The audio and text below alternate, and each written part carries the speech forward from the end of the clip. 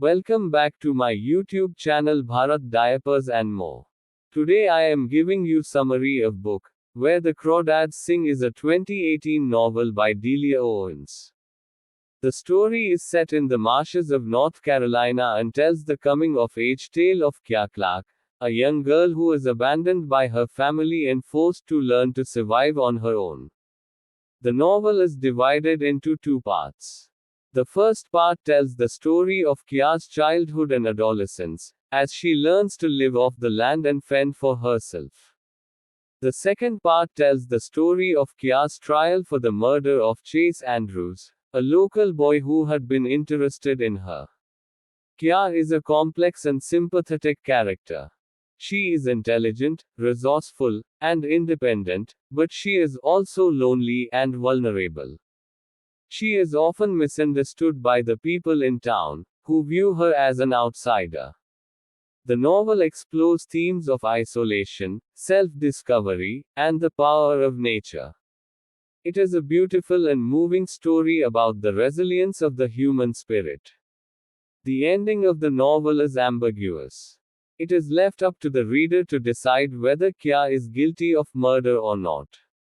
However, the novel suggests that Kya is not a killer, and that she was only defending herself against Chase Andrews. Here is a more detailed summary of the two parts of the novel. Part 1. The Mass. Kya Clark is born in 1952 in Barkley Cove, North Carolina. Her mother leaves when she is 6 years old, and her father becomes abusive. Kya's siblings eventually leave home as well, leaving her alone with her father. Kya learns to survive on her own in the mass. She learns to fish, forage for food, and build shelters. She also learns to read and write by herself. One day, Kya meets Tate Walker, a young boy who is visiting his family in Barkley Cove. Tate is kind to Kya, and they become friends. Tate teaches Kya about the natural world, and he helps her to feel less alone. Kya's father dies when she is 13 years old. After his death, Kya lives even more isolated. She begins to write stories about her life in the mass. Part 2. The Trial. In 1969, Chase Andrews, a popular local boy, is found dead in the mass. Kya is the prime suspect, as she was seen arguing with Chase shortly before his death. Kya is put on trial for murder. The evidence against her is circumstantial, but the jury finds her guilty. Kya is sentenced to 10 years in prison.